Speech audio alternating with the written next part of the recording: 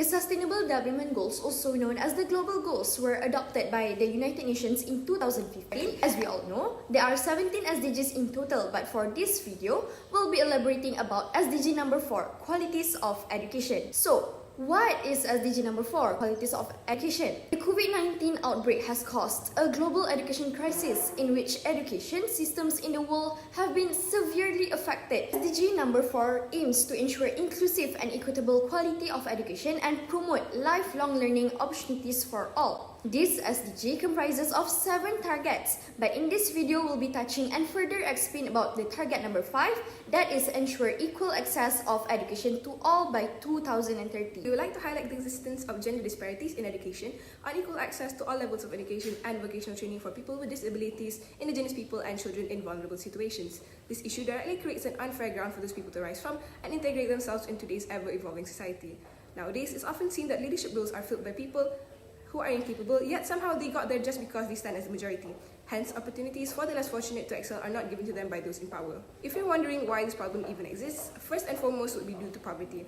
Poverty leads to the denial of access to resources to further one's education. Most people end up having to prioritize work over education due to dire circumstances at home. Next, it would be social mindsets. Beliefs about gender run deep, and although progress can be made through laws and structural changes, there's often a pushback following times of major change. It's also common for both men and women to ignore other areas of inequality when there's progress, such as better representation of women in leadership. So, how exactly we can solve this problem? Here, we would like to suggest to establish a program that encourages all students, without excluding any genders or disabilities, to go to school every day with willingness to educate themselves. This is to ensure primary and secondary competition rates for both girls and boys in our country. For example, the Sekolahku Sejahtera program initiated by our Ministry of Education Yang Berhormat Dato' Dr. Radzi Jidin, in which they provide education accommodations for schools in need, as well as composing a song that portrays the values of achieving higher education quality. The song composed instills the spirit of going to school amongst the students when many schools in Malaysia place the song in their morning assembly every single day.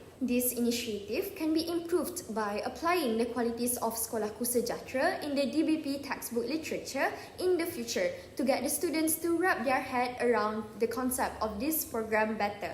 There are many effective examples of installation of this SDG in the school system today. Many brilliant initiatives made by our young leaders fresh from the learning seats. One of them being our local former student, Samuel Isaiah, who completed his bachelor's degree in 2011. Now serving as an English teacher in Sekolah Kebangsaan Runcang, occupied with orang asli in a rural part of Pahang. He uses Instagram as his platform to spread the beauty of equality in education, especially towards the native community. Some of his contributions are raising funds and conducting campaigns to support these vulnerable children with accommodations for their studies.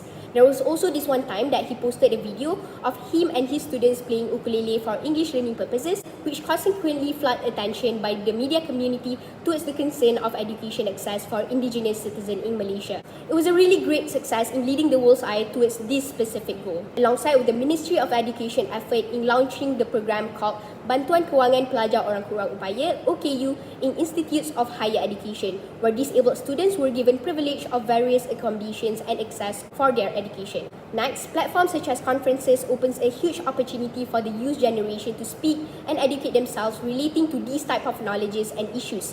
Likewise, here in Tunku Gusha College, we frequently have our students engaging in various international conferences to create young speakers and students to associate with SDG-related topics. Lastly, being a prefect here in TKC, we were taught to be a holistic leaders, improving the world that young women leaders are also going to change the world in so many aspects. This proves that empowering students' leadership through SDG in schools is highly achievable if we were to put extra effort into shaping it. That's all from us. Thank you.